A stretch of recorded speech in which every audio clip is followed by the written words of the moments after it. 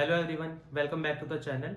तो आज की वीडियो में हम डिस्कस करेंगे बायोमेट्रिक्स के बारे में कि बायोमेट्रिक्स क्या होता है, कब बुकिंग करानी होती है और कौन कौन से डॉक्यूमेंट्स रिक्वायर्ड होते हैं।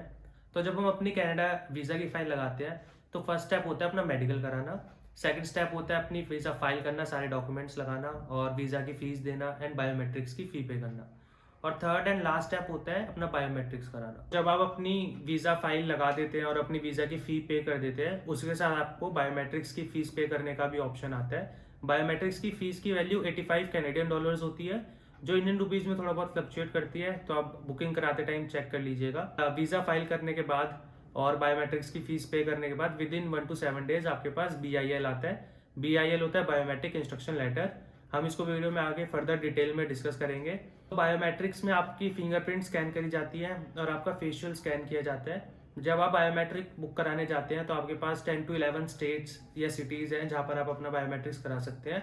तो उन सिटीज़ की लिस्ट मैं नीचे डिस्क्रिप्शन में डाल दूंगा, आप चेक कर लीजिएगा। तो चलिए अब चलते हैं अपनी बुकिंग की तरफ। और बायोमेट्रिक की बुकिंग करने से पहले सबके दिमाग में एक बहुत ही बड़ा क्वेश्चन होता है कि बुकिंग कब करानी है। वीज़ा लगाने से पहले बुकिंग करानी चाहिए या वीज़ा लगाने के बाद में बुकिंग करानी चाहिए। तो टोटली आपके ऊपर डिपेंड करता है कि आप कब कराना चाहते हैं। आप बुकिंग पहले भी करा सकते हैं, मैंने भी बुकिंग पहले ही कराई थी। तो इट्स लाइक कि आप बुकिंग पहले कराते हैं लेकिन आप पेमेंट जब वीज़ा की फ़ी पे करते हैं तभी करते हैं, तो कोई दिक्कत नहीं होती। और आजकल के ट्रेंड में जब हमें पता है कि बायोमेट्रिक्स में बहुत ज़्यादा दिक्कतें आ रही है, 2-2 3-3 महीने की वेटिंग है, तो इट्स बेटर कि आप पहले ही बुक करा लो। बस ये कंसिडरेशन रखना कि जब तक आप अपने बायोमेट्रिक्स के लिए जाओगे, आपने अपना वीज़ा फाइल कर दिया और आपके पास BIL ज़रूर हो। तो चलिए अब तो ये visa.vfsglobal.com इनकी साइट है, ये आपको डिस्क्रिप्शन में मिल जाएगी। जब आप इस साइट पे आते हैं तो यहाँ पर आपको अपना बुक एंड अपॉइंटमेंट के लिए बुक नाउ पर क्लिक करना होता है। जब आप यहाँ पर क्लिक करेंगे तो एक पेज आता है, यहाँ पर बताते हैं कि आपको बायोमेट्रिक एनरोलमेंट कराना नेसेसरी हो चुका है इंडिया से अगर जा रहे हैं तो। और आप अपना अपॉइंटमेंट उसी name and date of birth के साथ करें जो आपने अपने पासपोर्ट में डाली है। और उसके बाद आप नीचे आएंगे तो आपको यहाँ दिख जाएगा कि आप ऑनलाइन, टेलीफोन, ईमेल इन सब के थ्रू बुकिंग करा सकते हैं। बट आप आजकल ऑनलाइन बुकिंग हो रही है तो आप ऑनलाइन पे जाइए और क्लिक हेयर पे क्लिक करिए। नेक्स्ट अब यहाँ पर आपसे वो आपकी ईमेल आईडी और पासवर्ड मांगते हैं। तो इनिशियली जब आप फर्स्ट टाइम जाएंगे, आप न्यू यूज़र होंगे, तो आप यहाँ पर न्यू यूज़र पर क्लिक करिए और अपनी सारी इन्फॉर्मेशन भर दीजिए, first name, last name, email ID, mobile number and अपना पासवर्ड। उसके बाद वो आपको एक ईमेल भेजते हैं कि आपका उसी ईमेल आईडी पे ईमेल आता है जिससे आपने अकाउंट बनाया होता है। और यहाँ पर आप अपनी इन्फॉर्मेशन डाल सकते हैं और आपका अकाउंट जो है वो 45 कैलेंडर डेज के लिए सेव्ड रहेगा। अगर आप उसमें कोई एक्टिविटी नहीं करते तो आपका अकाउंट डीएक्टिवेट हो जाएगा। तो वापस आ जाते हैं। तो मेरा पहले से यूज़र है तो मैं अपने यूज़र से लॉगिन करता हूँ। और जब हम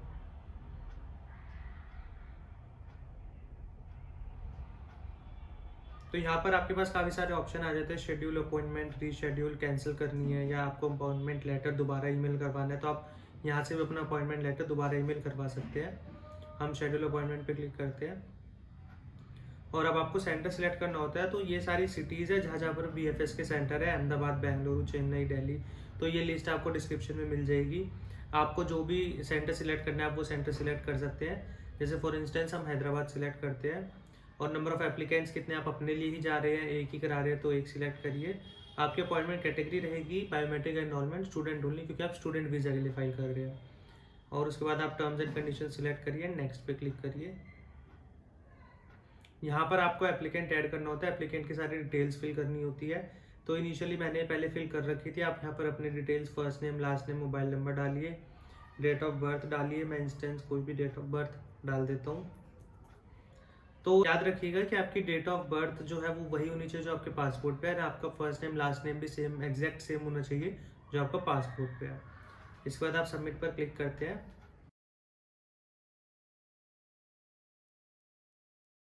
और यहाँ पर अब आपके पास एक OTP आएगा, वन टाइम पासवर्ड, आपके वेरीफाइड मोबाइल नंबर पे आएगा या आपके जो आपने जीमेल आईडी दी है उस आईडी पर आएगा। तो आप OTP भेज सकते हैं। तो अपना OTP वेरीफाई करने के बाद आप यहाँ पर आते हैं। यहाँ पर आप डेट सेलेक्ट कर सकते हैं। जैसे आप देख सकते हैं कि रेड कलर में हॉलीडेज है, जो ग्रीन कलर में होगी वो अवेलेबल होगी, जो डेट सिलेक्टेड होगी वो पिंक हो जाएगी और जो नॉट अवेलेबल होगी वाइट होगी। तो एट प्रेजेंट हैदराबाद के लिए सारी ही नॉट अवेलेबल दिखा रहा है नवंबर में। और अगर हम दिसंबर में चेक करते हैं तो 30 और 31 डेट जो है वो अवेलेबल है। तो आप वो डेट सिलेक्ट करके जो भी टाइम आपको सूट कर रहा है आप उस टाइम को सिलेक्ट कर सकते हैं और आपको उस टाइम पर रिपोर्ट करना होगा। और ये करने के बाद आपको विदिन 1 to 2 डेज आपका अपॉइंटमेंट लेटर आ जाएगा।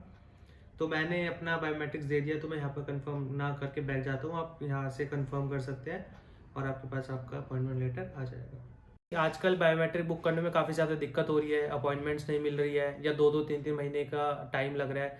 तो यूजुअली क्या होता है, जब आप VFS पे बुकिंग के लिए जाते हो तो टाइमली बेसिस पे स्लॉट्स ओपन हो जाए। जैसे कोई सुबह स्लॉट ओपन होगा, कोई थोड़ी देर बाद ओपन हो जाएगा या शाम को ओपन हो जाएगा। तो आप क्या कर सकते हैं, आप दिन में 3 से 4 बार VFS की साइट्स पे जाके उन स्लॉट्स को चेक करिए अपनी लोकेशन पे बार बार। आप 3-4 दिन तक स्लॉट्स चेक करेंगे तो आपको हो सकता है आपकी ही डेट पे आपकी लोकेशन पे स्लॉट ओपन मिल जाए और आप अपनी बुकिंग उसी टाइम कर लीजिएगा, क्योंकि स्लॉट्स कुछ ही टाइम के लिए ओपन होते हैं, जैसे 2-3 मिनट के लिए ओपन हो जाता है। तो अगर आप उसमें अपना बुकिंग कर पाते हैं तो you are good to go, वरना फिर आपको जो नेक्स्ट स्लॉट अवेलेबल है जितने भी टाइम बाद, 2 महीने बाद, 1.5 महीने बाद, वही करना पड़ेगा। तो आप इस टेक्निक को यूज़ करिए और 2-3 दिन में ऑब्जर्व करेंगे कि आपको नियर बाय डेट पे आपके टाइम पे स्लॉट ज़रूर ओपन मिल जाएगा।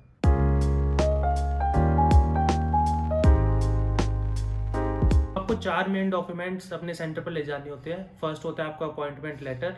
अपॉइंटमेंट लेटर जब आप बुकिंग करा देते हैं VFS पे, विदिन 1 to 2 डेज आपकी मेल पर आपके पास आ जाता है। अपॉइंटमेंट लेटर पे मेंशन होता है आपका नेम, आपकी अपॉइंटमेंट डेट क्या है, किस टाइप के एनरोलमेंट है और एक आपका रेफरेंस नंबर।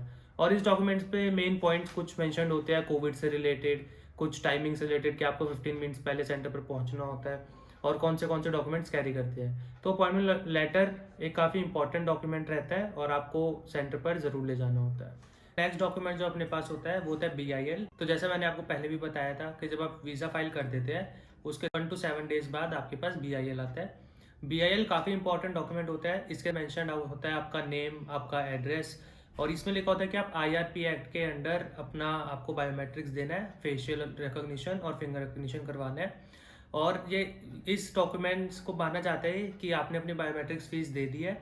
तो अगर आप ये डॉक्यूमेंट नहीं लेकर जाएंगे तो मे बी आपका बायोमेट्रिक्स ना हो पाए। मोरोवर इस डॉक्यूमेंट में लिखा होता है कि this document is valid for 30 days. आपको अपना बायोमेट्रिक्स 30 डेज के अंडर ही कराना है। अगर आप अपना बायोमेट्रिक्स 30 डेज के अंडर नहीं करा पाएंगे तो आपको दोबारा बायोमेट्रिक्स कराना पड़ेगा। नेक्स्ट डॉक्यूमेंट होता है हमारे पास पासपोर्ट। आपको अपना ओरिजिनल पासपोर्ट लेकर जाना होता है। डॉक्यूमेंट जो होता है वो होता है कंसेंट फॉर्म। कंसेंट फॉर्म में बेसिकली टर्म्स एंड कंडीशंस लिखी होती है, आप उन टर्म्स एंड कंडीशंस के गो थ्रू कर लीजिएगा। और इसमें नेक्स्ट आपको अपना नेम, अपनी इन्फॉर्मेशन लिखनी होती है और साइन डेट पे आपको डेट लिखनी होती है, किस डेट पे आपने साइन करा है। तो यहाँ पर आप वही डेट लिखिएगा जिस दिन आपकी बायोमेट्रिक्स हो। नेक्स्ट वो 3rd पेज पे आपको यहाँ पर अगर आपने एजेंट के थ्रू अप्लाई करवाया या किसी और ने अप्लाई करा है तो उनको अपनी इन्फॉर्मेशन प्रोवाइड करनी होती है। एंड 4th पेज पे आप बस ये साइन करते हो कि आप ही अपना बायोमेट्रिक्स खुद ही दे रहे हो and no one is forcing you for your biometrics.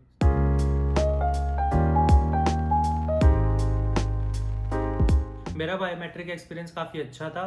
तो इनिशियली आपको वहाँ पर 15 मिनट पहले पहुँचना होता है, but I reached 30 minutes earlier. तो आपको सेंटर के बाहर ही वेट करना होता है जब तक आपका टाइम स्लॉट नहीं आता।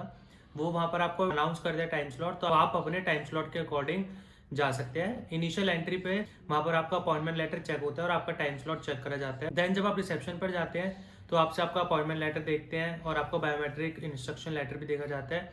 और वहाँ पर वो आपको प्रीमियम लॉन्च के बारे में भी बताते हैं, प्रीमियम लॉन्च के कुछ बेनिफिट्स होते हैं। नेक्स्ट वो आपका BIL और अपॉइंटमेंट लेटर चेक करने के बाद में आपको एक स्लॉट नंबर देते हैं और उसी स्लॉट नंबर के अकॉर्डिंग आपको अपने बायोमेट्रिक्स के लिए जाना होता है। आपको थोड़ी देर वेट करने के बाद अपने टाइम स्लॉट के अकॉर्डिंग आपको जाना होता है। तो इंस्ट्रक्टर जो थे वो काफ़ी फ्रेंडली थे और इनिशियली उन्होंने मेरी आइडेंटिटी चेक की, पासपोर्ट के थ्रू कंफर्म करा।